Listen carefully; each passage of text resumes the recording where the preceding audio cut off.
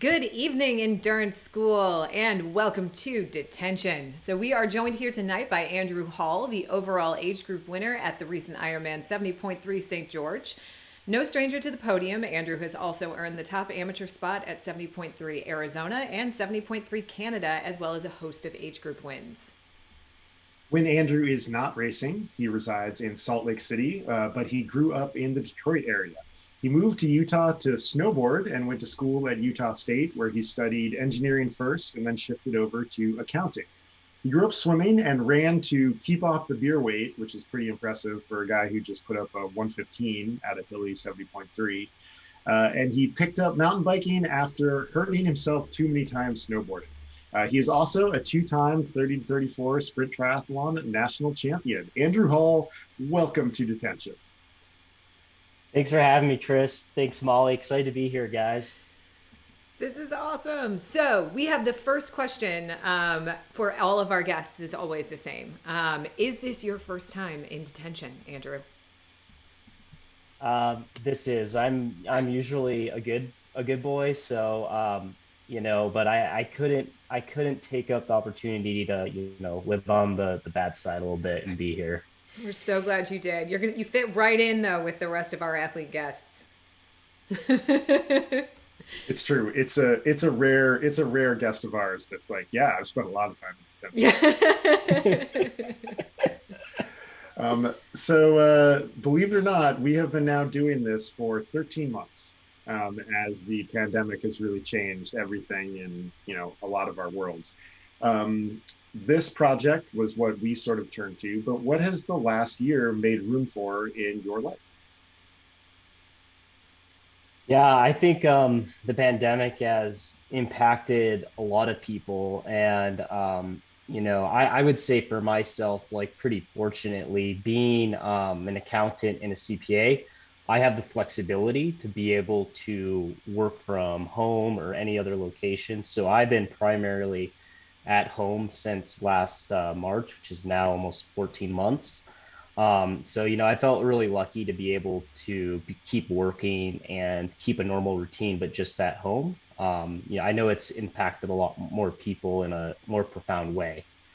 Kind of going into St. George, though, I was kind of also expecting that, for certain people with positions like mine, they would have more time for training and flexibility. And so I imagine some people were going to be coming out for these new races as they open up to be really fit.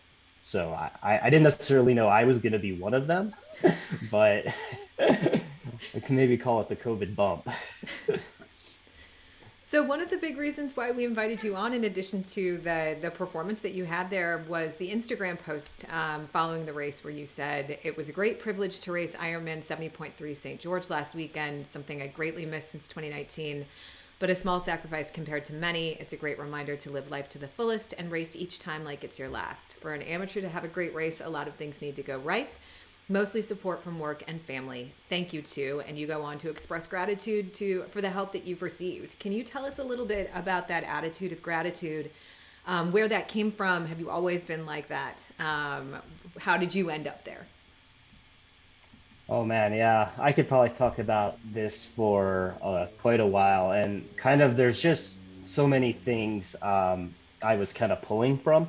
One was, I'm a pretty avid. I have probably, I don't know if I'd say like a news junkie, but one of my favorite things to watch every night is I'm kind of doing chores around the house is like the PBS News Hour, which is probably me and like everyone else who's retired.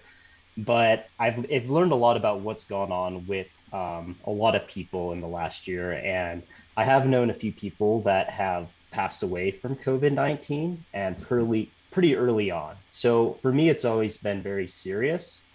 And I definitely didn't want anyone to have any kind of, I guess, impacts or sicknesses, or any even economic difficulties that's going to severely impact their family and way in life. And I kind of look at sport as more of this privilege of once we have like all these other foundations and things in our life, this is something we get to put energy and effort towards. And I think you got to have all those other things lined up.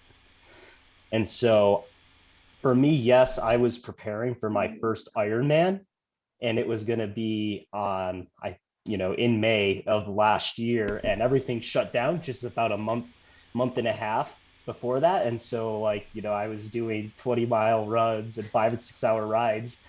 And yeah, so it was kind of a bummer. And I think my family thought I was going to be a lot more upset, but I'm like, there'll always be other races. And I also like the process. So for me, like that sacrifice, I think is pretty small compared to like what people had to make with, their loved ones, or maybe their means of earning a living and the disruptions they had.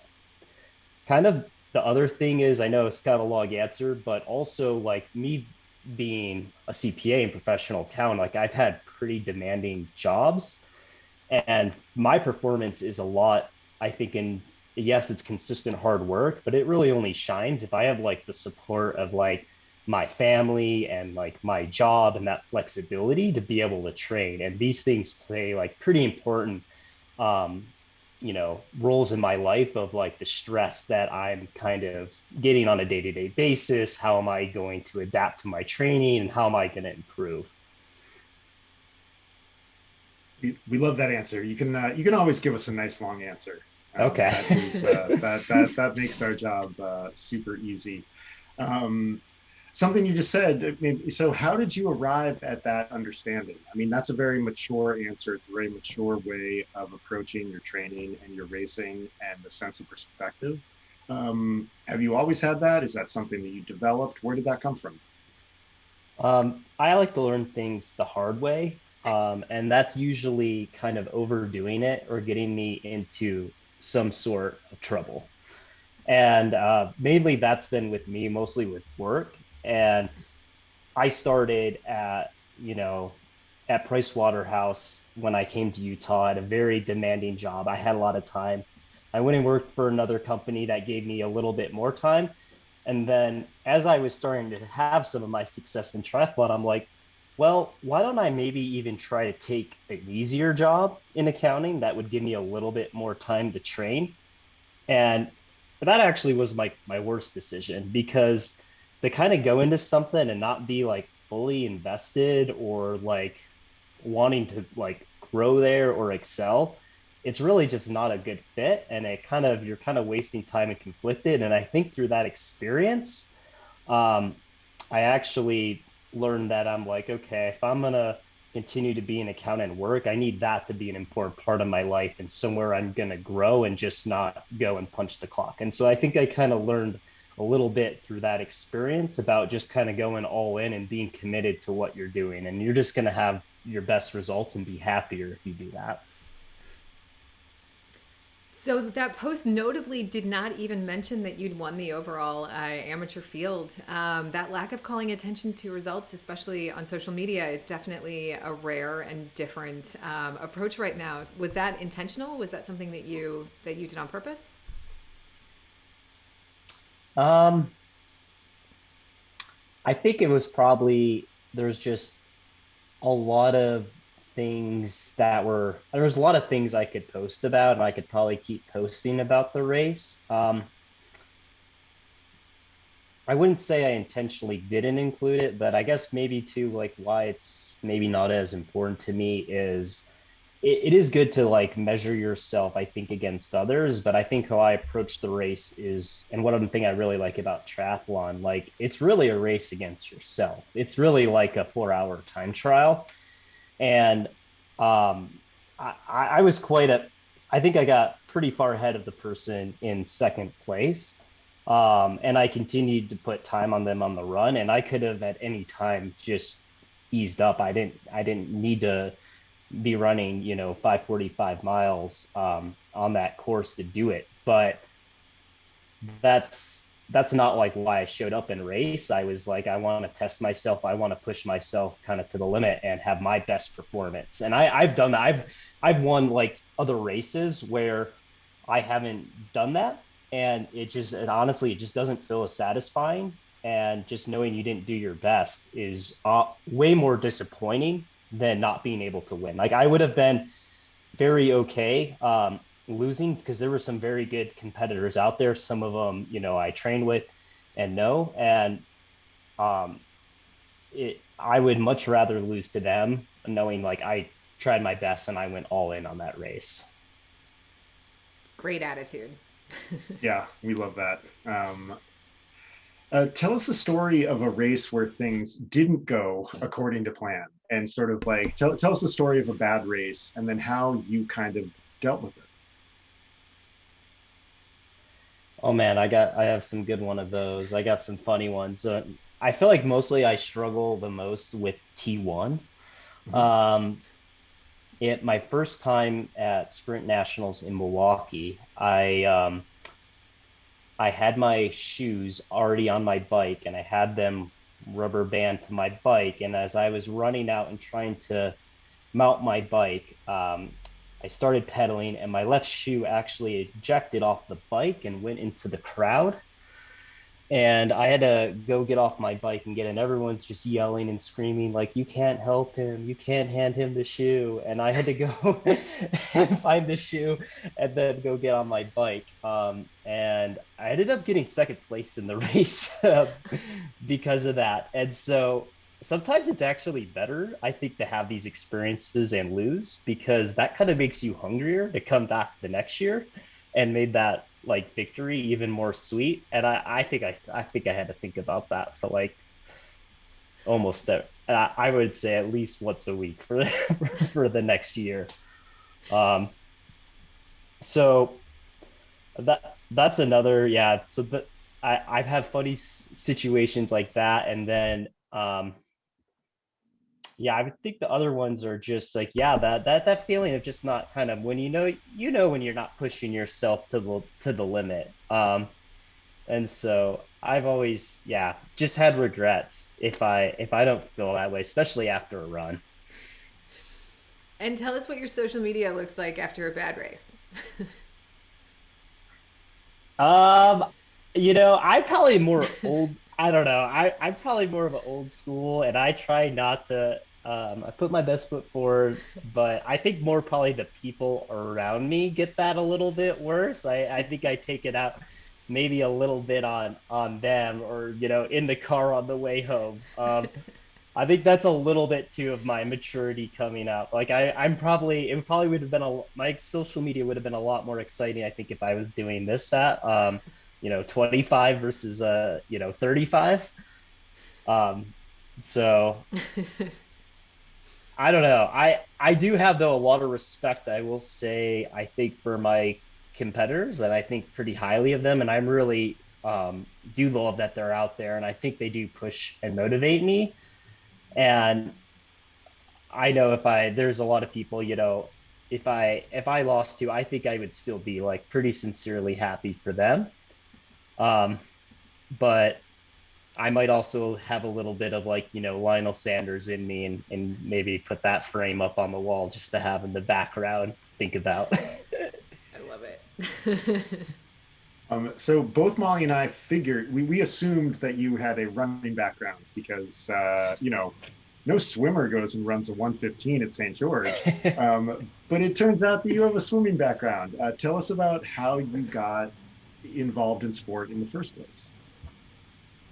Yeah, I wasn't actually probably that interested in sports much as a kid.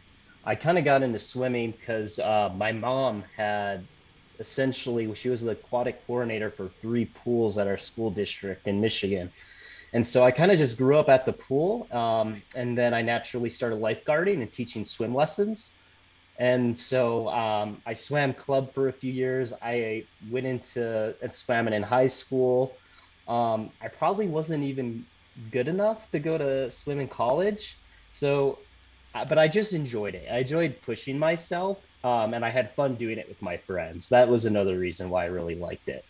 Um, but yeah, I probably should have been a runner. I just, I really enjoyed swimming at the time, and that's what I was having fun doing.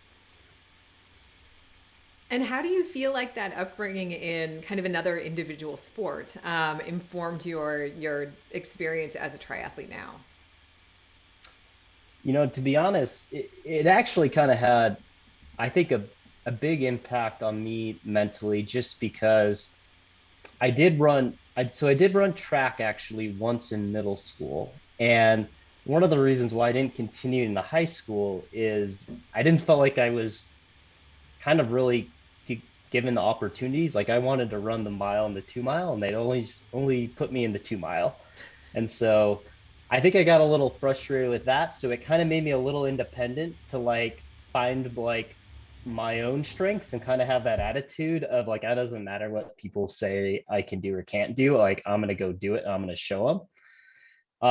And then actually, I think maybe too my like lack of interest maybe in focus in sports and just try not to like pursue any sports in college. That's what made me like kind of so hungry now. um I actually like my I think one of the reasons why like I'm also so successful is my wife is really supportive and or tolerates me doing all this training. And she was a college scholarship soccer player. She was on the Olympic development team. And so she was like very intense in sports from a young age.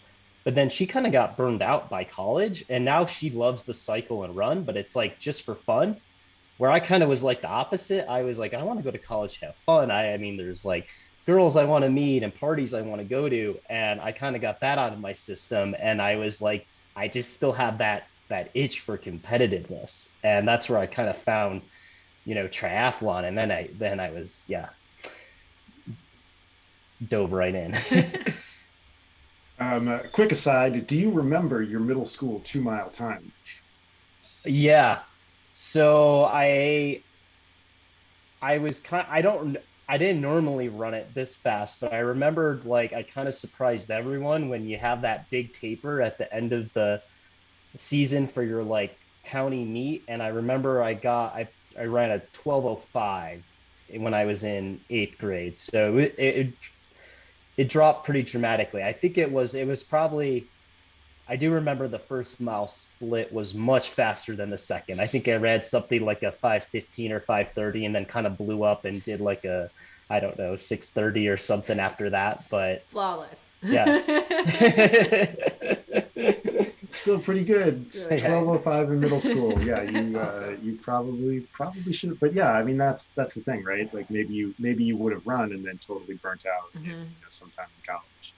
Yeah, I actually remember having this kind of internal debate when I was at Utah State, and I'm like, maybe I do want to do sports. I thought about maybe doing water polo, and I looked up the track meet times, and I saw like what they were running in their mile or 2 mile, and I'm like, wait a minute. I'm like, think I could maybe walk on and maybe do this. I mean, I'll be at the very back of the pack, but I'm like, maybe I could squeak by. But then I was just like, oh, that just seems like a lot of hard work to be last place. So I don't know.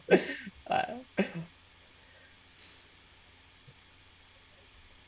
And so you did spend most of your college, as you said, snowboarding. So mhm. tell us about that. You can be there's another like big time snowboarder become high level triathlete who lives up here in Bend, in Curtis Feltner. So Oh, you could go on in his image. But yeah, tell us about what drew you or still draws you to snowboarding. What intrigues you about it?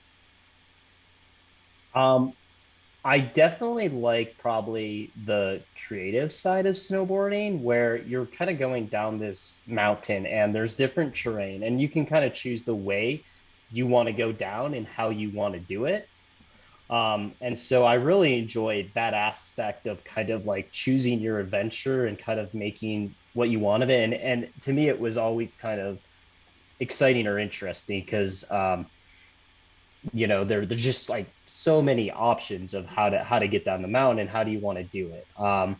And then I kind of liked that social aspect too, where it's like, okay, you get to ride up with your friends on the chairlift. I always like going in groups. And then um yeah, I was really inspired too by just all those really cool videos that were coming out in the 90s and 2000s. And what in Utah they were doing with the terrain parks. And I remember like getting a camera before you could even like get a GoPro and trying to like film my friends. And and then going up, as soon like it was just we were so excited about it. Like you literally on the first day in September when snow would start to fall, as we'd go up to the mountains and we'd start, shoveling and compiling that snow to make like a path for us to go down. And so I just think that sense of adventure, and I probably also really appreciated just being from Detroit in the Midwest, which is like pretty flat, to be in this awesome environment in Utah where you kind of had just incredible nature and mountains just at your doorstep. Do you have any adventure races on your horizon? Is there anything that you've been excited about that kind of combines that sense of adventure with the triathlon sport? Uh, yeah, no, I definitely think so. One thing we didn't talk about, which I did do also, I kind of took a break in 2018 a little bit from some half Ironmans, and I did two Xterra races, and I actually Cool. really enjoyed that. So I still like to mountain bike quite a bit, and I usually do that as kind of in the fall or the off season to kind of stay fit and be social with friends. Um, and I do also like getting into the mountains for trail running. So I'm not sure if I'm really that interested in some of the ultra endurance for running, but I could see me wanting to do something maybe like a Leadville 100 on the bike, or some of those kind of marathon mountain bike races. I also think the swim kind of run idea is kind of interesting. I think that would be kind of fun to do. I definitely have like a training buddy here in Salt Lake who is very, you know, similar to me on that into both those aspects, and that would be fun to do with. Um, but I also would be really interested in, I do love like some of the more, I would say, challenging races. Like I definitely like races that have elevation Hmm. gain. And I know in like Europe, there's several of those where, they have one where you swim at the bottom, you ride your bike up to the top of Mount Ventoux, and then you do a trail run. Um, and we have actually, I'm sure a lot of listeners know of like Jane Lawrence and the Iron Cowboy. So, he lives in the county just south of me, and he organized this race called the Utah's Toughest, and it took place kind of in Park City, and it was a similar idea. I did it um, as a relay, so I did the half Ironman distance, but it was a similar thing where you swam in a reservoir, you did a 112-mile bike ride with over like about 11,000 feet of climbing. And then you ran two loops at Brighton Ski Resort. So you ran up to the top and then down. So about 3,500 vertical feet Oh my God. per loop. Which leg Yeah. did you So do? Oh, so what I did is with my buddy Jacob, we actually did he did the half Ironman swim, then I did the second lap of the swim, then he got out, he did the more, I would say, flat part of the bike course, and then I did the second half, which was a little hilly. Then he ran the first loop once, and I did the second loop. So um that was a weird format because you're like you got to rest a little bit in between, but honestly, like after coming down the mountain that first loop, I'm just like I am so glad I am not doing that second loop. That guy owes you a But pizza. literally no joke. One of my good friends, Rory, who did the full thing himself, he got when he rode in his bike to the ski resort, he literally did sat down in T2 and ate a burrito. Like he was like he was like, it's gonna be a long day. So I love that and guy. I think still he was probably one of the faster finishers. So I actually was kind of toying with, because as you can imagine, the field for that's not quite the size of an Ironman with the people that want to do it. I think 50 people did it, and I in the 24 hours, I don't know, but maybe half finished. Some people kept finishing after the cutoff time. They just kept going. But I was kind of thinking, I'm like, well, I wonder if that's going to happen in 2020 during this weird pandemic year, because definitely you don't have to worry about being near anyone, up on the side of the mountain at 9 or 10 o'clock at night. Um, but it didn't end up happening. But I was thinking about that if I could use my Ironman training for a cool feat. So I think I think he has recently, I think he ended up selling it or partnering it with some of those the extreme triathlon families. So I think they are going to be doing some races. So I think that would be a fun goal one day. Cool. Uh, Tell us the story of your very first triathlon. What went great? What went terribly wrong? So the first one I did was a sprint triathlon up at Jordanelle, which is a reservoir just outside of Park City. And I did it with my sister. And probably what didn't go very smoothly is like it is just if you are not used to open water swimming, it is weird to be in a lake, especially one that isn't very clear. And how it kind of works is they had you get into the water in this gully. And so, when the water level's low, you just have like a ton of mud. So I just kind of remember kind of like wading through this like sludge in and out. And so I just was not prepared or expected for that. Um, Probably one of the more also funny notes is I was pretty close to, I'm not sure if he was a competitor on the run from BYU, but he had BYU jersey on. And I got really confused trying to catch him and follow him because he ended up, I think, taking like a wrong turn and cutting off the last half mile of the run. And so I think that whole confusion of I was like on the run, I'm like, well, this guy went this way, but the sign's telling me to go this way. And so I'm kind of stuck here at the fork of the road. And so I remember kind of following him at first, and I'm just telling myself, I don't think this is right. And so I ended up turning around, going back and doing the whole course. And yeah, he was upset. He ended up being DQ'd. So it was pretty messy. Also so intimidating. I just remember showing up and everyone, I'm just like, look at these triathlon bikes. And I'm like, these bikes cost as much as my car. And I'm here on my road bike. And yeah, I everyone was really friendly though, but like just I think that's definitely one of the challenges too with triathlon is just that kind of cost the entry. And there's just a lot of people that have big investments in their equipment. And I just thought they were going to be all superstars and destroying me. So I was just at least glad I could kind of compete and hold my own.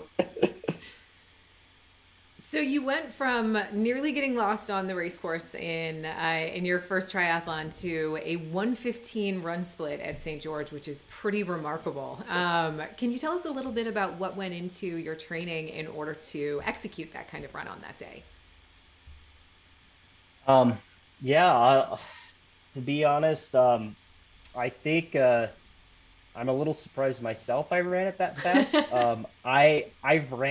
I've just gone into that course because I've raced St. George 3 times now, and it was my first half Ironman in 2016. I had never ran a half marathon, and we did some training camps down there, and I did like some test runs where I'm like, I'm gonna see just go all out and see how I can do on this course. And I was never able to run it that fast. So I think my fastest time was probably 118 or 117.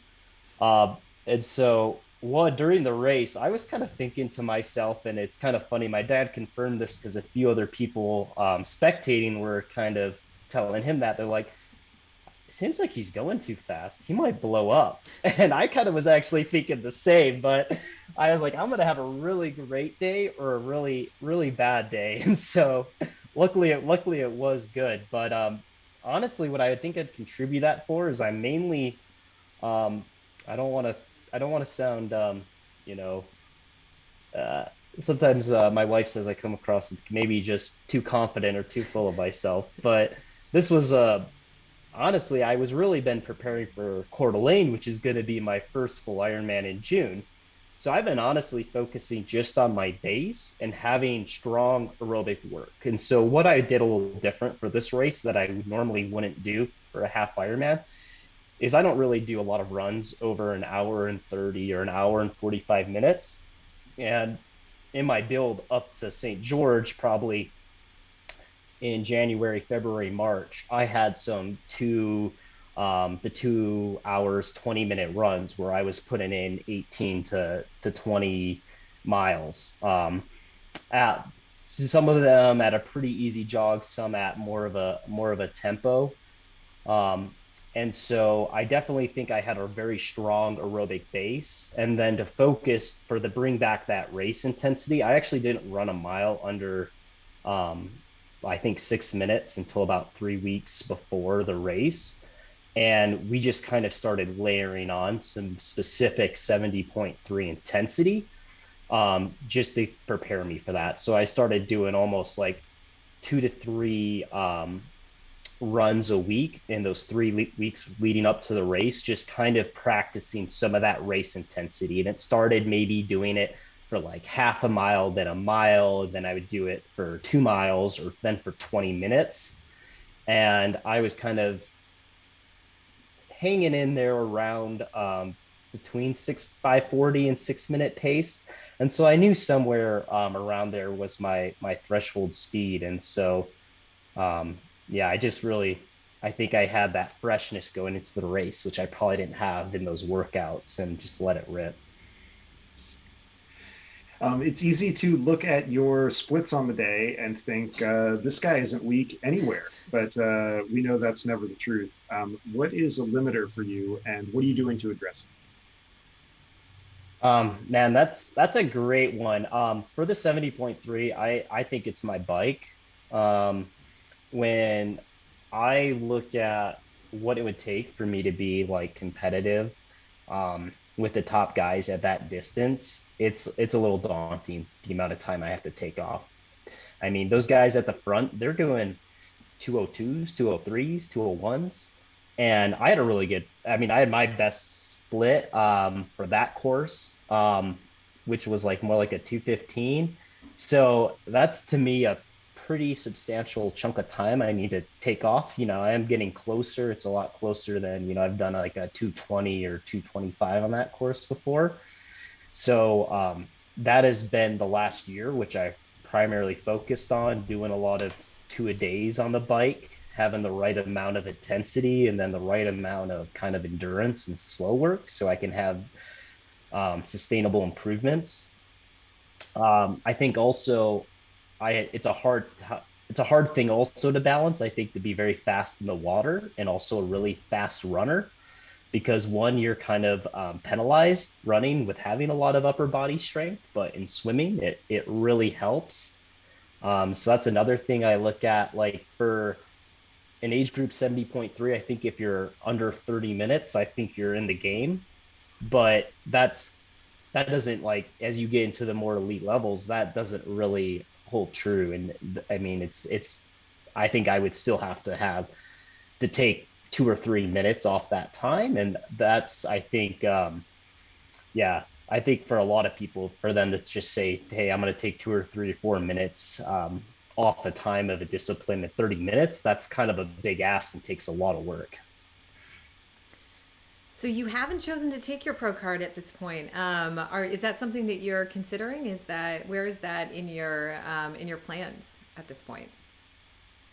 Yeah, so it kind of actually goes back to a little bit to that first question because I believe I qualified under some of the criteria a few years now. And that's when I was really toying with it is like, okay, let's see if I have a little bit extra time to train and let's see how I do. And I didn't get any faster.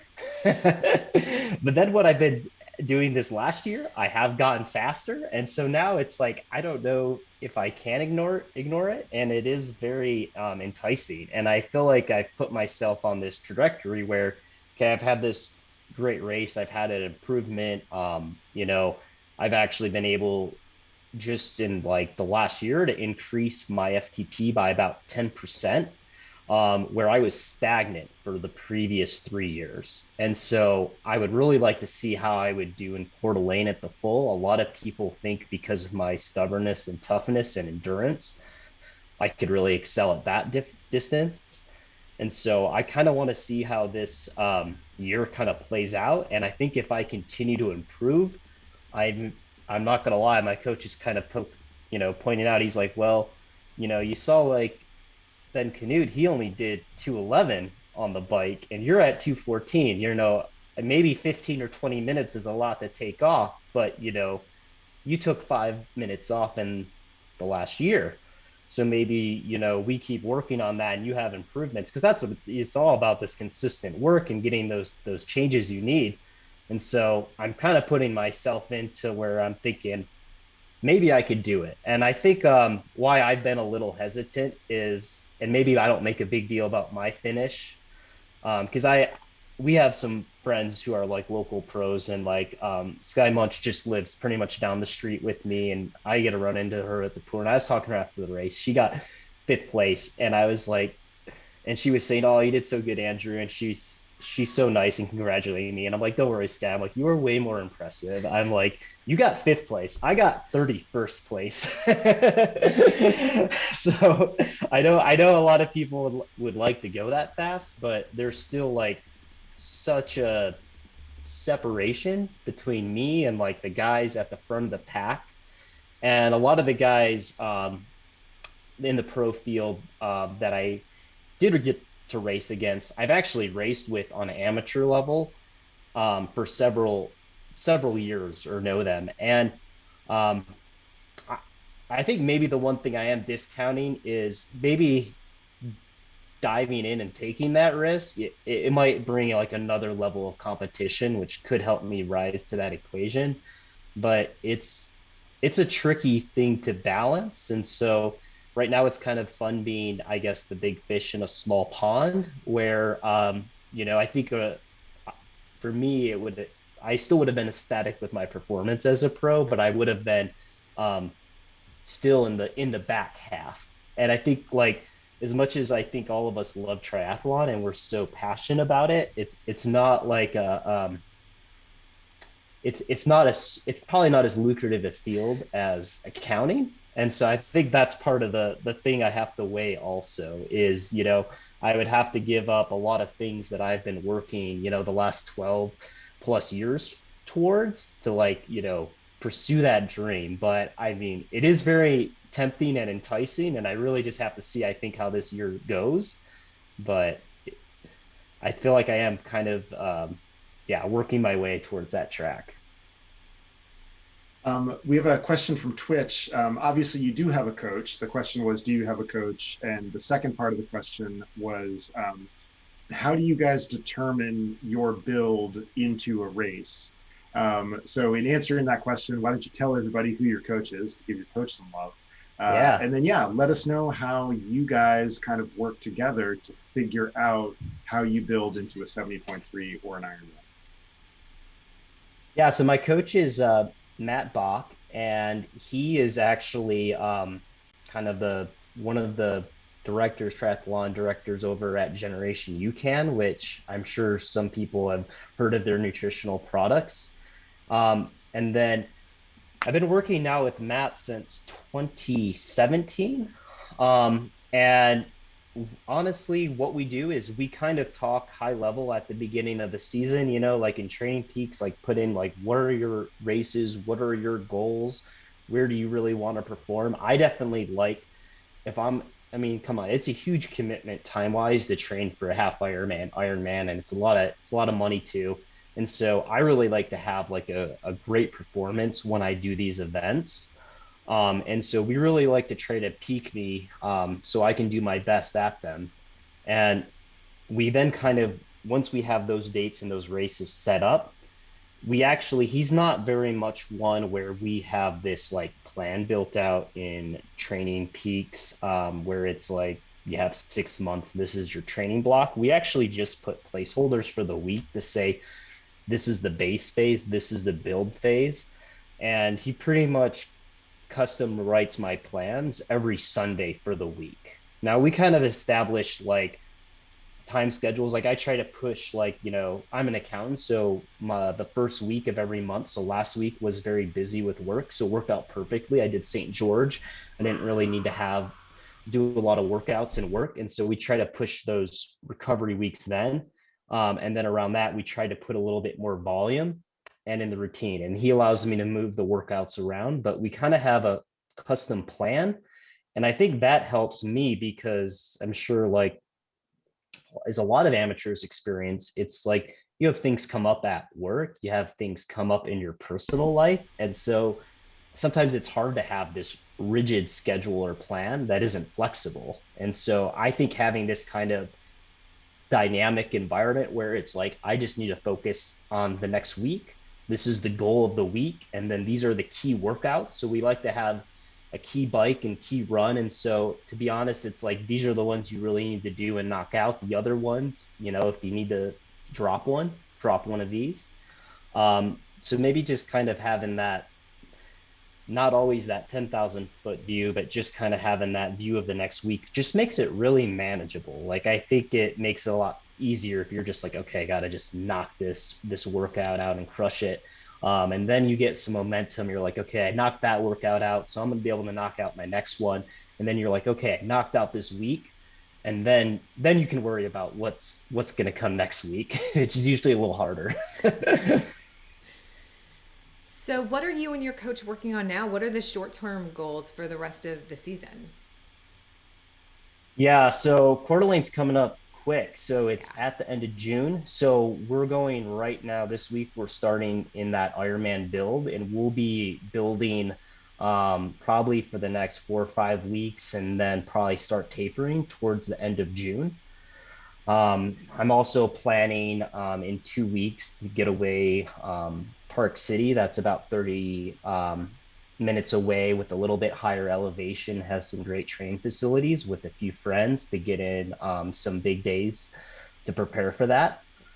And it is my first Ironman, but I do have high hopes and to qualify for Kona. And then also with this last race in St. George, really my main goal there was to qualify for a spot for World 70.3 in September. And so I'm kind of hoping to do the double worlds in the fall with the 70.3 in St. George and then be able to go to Kona. So I'll probably take a little bit of a break after Coeur d'Alene in July and then probably start the build up for them. A lot of opportunities to cheer for you this season. This is great. Yeah, So many races in St. George. That'll be your fourth time on that course. I know. I mean, I love it. If anyone's from Ironman is listening, like, tough courses are fun and having scenic locations. I think the difficulty is worth the sense of achievement. I I make it down also to St. George to train a lot. My parent-in-laws have a vacation home down there, so it's not uncommon for me to go down once a month. And even if you're not interested in the race, but to go and vacation or ride or hike or climb, it's an incredible place, and you're so close to Zion's National Park. So I highly recommend anyone going down to check it out. So you're in that build for Coeur d'Alene coming up. Could you tell us like some of those key sessions that you're doing on a regular basis? If you don't want to, I know you don't want to say your coach's secret sauce, but what is some of the sessions that you're doing to prepare for Coeur d'Alene? Oh, it's okay. I'm not I'm pretty much an open book, and all my workouts are on Strava, and I encourage people to, like, follow me. And yeah, I love working out with other people and groups too. So um for me, we're doing it's going to be some pretty long days on Saturdays. So actually, we might turn down the volume a little bit. Like, for me, today's like it worked out perfectly with doing this. It's quite unusual for me not to have a two a day, but Mhm. we'll have a few days a week where maybe I'll just do one light kind of endurance workout. But then I might have something like a 5 to 6 hour brick on Saturday. And some of those two will be what Matt calls like a metric Ironman. So essentially, it's like a Ironman, but just at a less difference. And I did those also leading up to St. George, and I don't know if it makes you a lot fitter, but it definitely makes you a lot tougher. So if you go for a 2 or 3 hour bike ride, and you're going to run 2 hours off that bike ride, it's just a little bit different than doing the ride.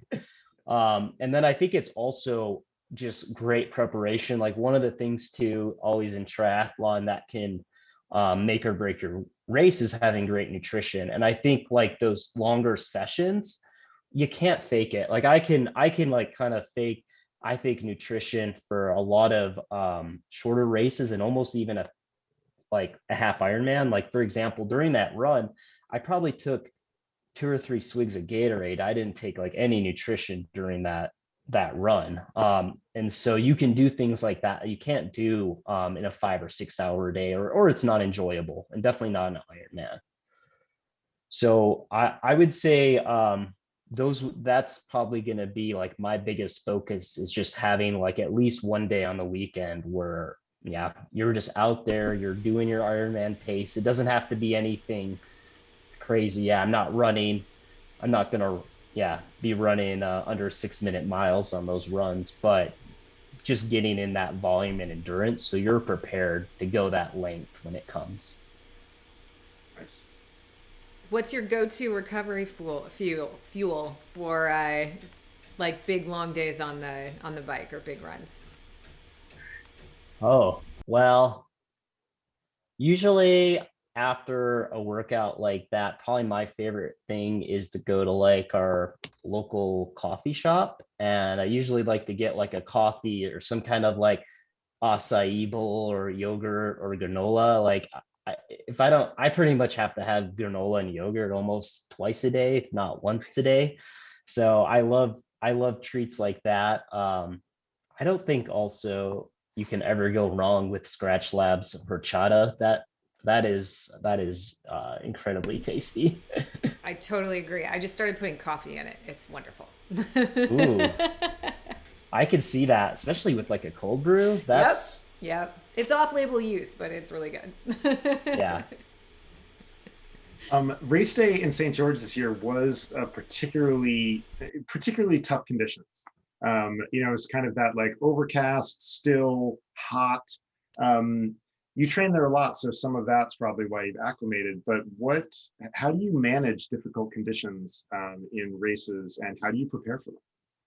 Oh yeah. I think that's one of those things like you have to experience. And that's one of the, I actually do a lot of like indoor riding. I love the efficiency of being on a trainer, but it's almost like I know like you probably wouldn't, a lot of people wouldn't consider like triathlon to require maybe a lot of skill or like bike handling, but kind of that aspect of going out and doing skill practice, I think is like, okay, going outside, riding in the wind with your deep dish wheels to know how that's going to feel, and getting blown around and things like that. Because St. George actually is pretty notorious for being windy, especially that descent from Snow Canyon. And so luckily I've been fortunate enough to like experience that. I think training camp in 2017, there was like 25-mile-per-hour winds, and I thought I was going to die coming down that. So I think having those experiences and building confidence, and you don't have to, go to St. George and experience that. I'm sure you'll have wind or rain wherever you live, but I think like giving yourself the confidence of this is how I'm going to handle it, or this is what I'm going to do, um, is one really important, and that's going to also just make you more safe.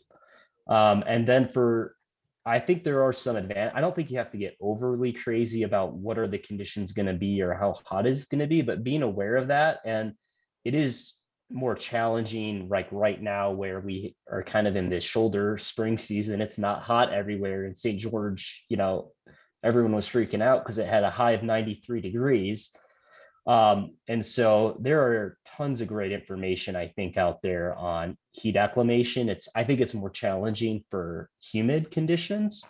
But there's so many things you can do from the dry heat if you have access to a sauna or a bathtub or indoor workouts. So kind of, I think, using those tools to try to prepare for the heat, and the wind and weather. And then you also have to just remind yourself everyone else has to experience that too. So it's not like it's only windy for you and no one else. And so that's what I need to remind myself.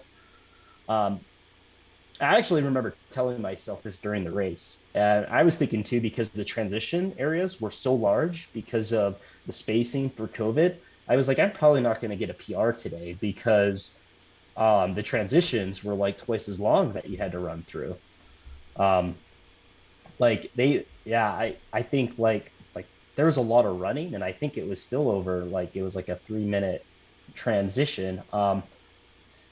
So I remember like having kind of those thoughts, and they're just things you kind of I think have to roll with and be flexible and not worked up during the race, and just remember what you can control. Had you been doing heat acclimation work leading into this race? Because it was kind of Yes. unexpected, the heat.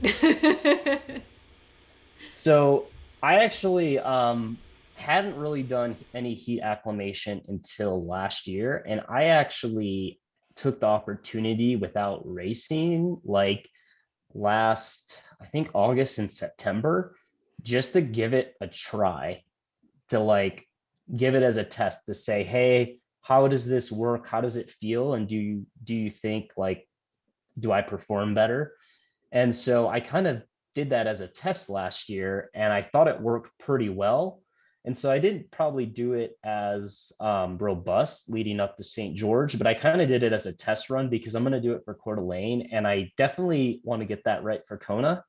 And so that's not something I want to mess up on. And I think there's a really good podcast I listened to by the guys that do Road called like I think it's the Science of Getting Faster, and their first episode is on heat acclimation. So I'd recommend that to listeners. I think they have some good protocols that you can follow. But I started probably about once because I think at first it wasn't supposed to be 93 degrees, and that changed in the last week. So I think I started about 7 or 10 days before, and I just incorporated that into my easy rides or runs, of trying to do it with a little bit of heat and less evaporative cooling just to get myself mentally used to that going into the race. In your thank you post after the race, you mentioned Generation UCAN, where your coach works.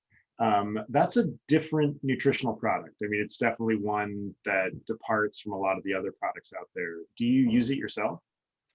Yeah, no, I've been using it now for about 3 or 4 years, and yeah, it is a little bit different than your traditional sports product. It was kind of interesting because I was talking with my brother-in-law about that, and yeah, he was like, "Hey, aren't you doing like that keto thing or something like that?" And I'm like, "No, no, no, it's not that." I'm like, "It's still it's still a carbohydrate. It's just a super starch. It's a larger molecule. So it's just more like throwing a log on the fire versus kind of a high glycemic sugar." So I'm still taking in quite a bit of carbohydrates during the race. It's just not spiking my blood sugar. And the one advantage I think there is with that, or what it works for me, is I tend to have more of a fussy stomach. And so that's where it worked for me, where I could kind of preload with it. So I took a lot on. I took about 4 servings actually on the bike. I like to put it in my arrow bottle. And so essentially those carbohydrates I'm ingesting on the bike, but it's kind of more going into my bloodstream during the run. And so I do think that is an advantage of the product. But like it's obviously, I think nutrition is like a very specific thing for everyone. And that's where I think having those big days and trying it out, because I mean, one of my great training buddies, he had a frustrating race because in the run he kind of underperformed, from having one of those mishaps for like trying out a nutrition that he wasn't really comfortable with going into race day. And so it works for me. It helps me with I had one GI issue at Santa Cruz, from having too much of the on course nutrition. And so that was something I didn't really want to relive again. And so that kind of what allowed me to start exploring and looking into different products. And I found the UCAN works for me. And and one thing that other people I think get confused with is, you know, I've done also experiments where you can mix it and use other nutrition. Like I actually really enjoy using it too with like SIS gels or Martin gels. And I've done experiments where I've done pretty much the same workout with just UCAN with a 50-50 mix or just the high glycemic. And you look at stuff where your heart rate is, how did you feel? And I can't really, to be honest, tell a difference. So I kind of just go with what works and allows me to perform. Awesome. So we only have a couple of minutes left before we have to wrap up. But tell us something that people would be surprised to know about you. We've had a great time listening to your triathlon life, but what's something that that folks would be like, really? Hmm. We already talked about snowboarding. We already talked about, yeah. You don't have trophies Um, for anything strange or like. so I think like what I didn't talk about is, I wasn't, growing up doing a lot of sports, but I was really into music. So I actually played the trumpet and I was actually in marching band for 2 years.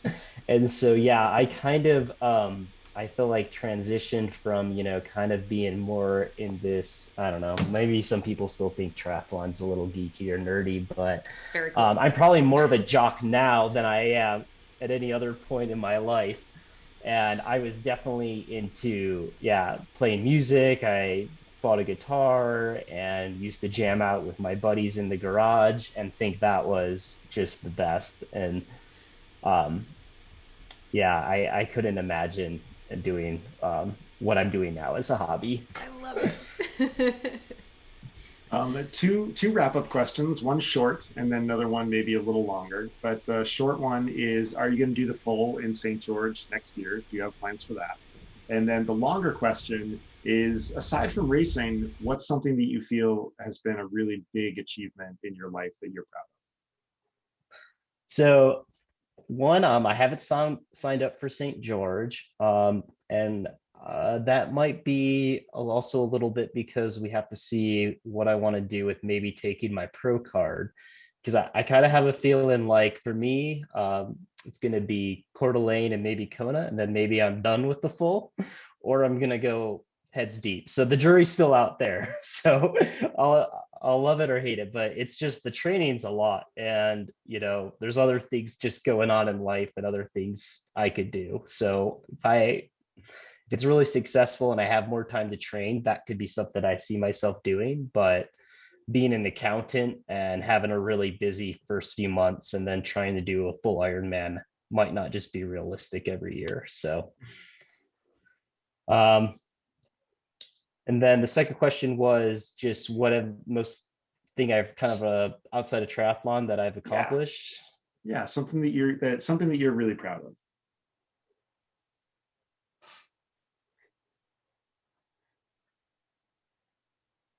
Yeah, probably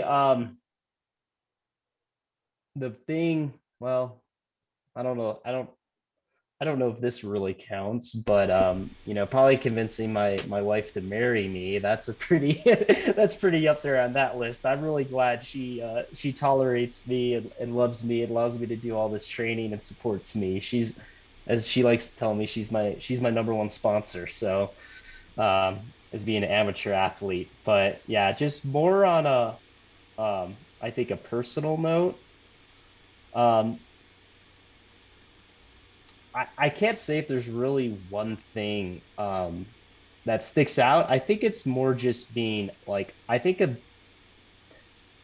being maybe like a balanced or open-minded person. I think that's one of the things just as I've matured and I've grown up, what I've learned. And I even talked to some of my training buddies about like triathlon's really exciting and it's great to have these accomplishments, but I think it's great to have other things going on in your life and not lose focus of that. And so I think for me, knowing the importance of things and how to balance things like the work and the family and the social aspect with doing something like triathlon and not pushing the envelope or going off that deep end, I think has been just a great accomplishment. And I think that's what's kind of led me to the success, and at least just making me happy and I think sustainable for my life and in this sport. Well, Thank you for that Andrew, answer. That's awesome. yeah, you've done a great job of achieving that balance. Congratulations on a phenomenal performance at St. George, and we're really excited to see what the future has in store for you. So please keep us updated in what you're up to, and I will be cheering for you in Coeur d'Alene at your very first Ironman and your very first marathon, if we remember correctly. Yep. Very exciting. We'll be cheering you on. For those of us who are out in chat, thank you so much for joining us. Make sure you come back on Thursday morning. Our Zwift ride is live on Twitch at 6:30 a.m. It'll be a whole lot of fun. And Andrew, thank you again. This was so much fun. This has been a great detention. Yeah, thanks Molly and Chris for having me on detention. It'll be fun to meet you guys in person when that can happen, and I'll look out for your cheers at the race. And if I guess if anyone else has questions, I'm pretty open. I put all my workouts on Strava. It's just Andrew Hall, and on Instagram I'm Andrew Tri Hall. And you can always message me or ask me anything if you have questions about the race or training. Awesome. Nice open book. Everybody, Yep. go flood Andrew with questions. All right. Well, we will be talking to you again soon. And everybody out there, here is to a faster and healthier and happier tomorrow. Bye, guys. Bye, everyone.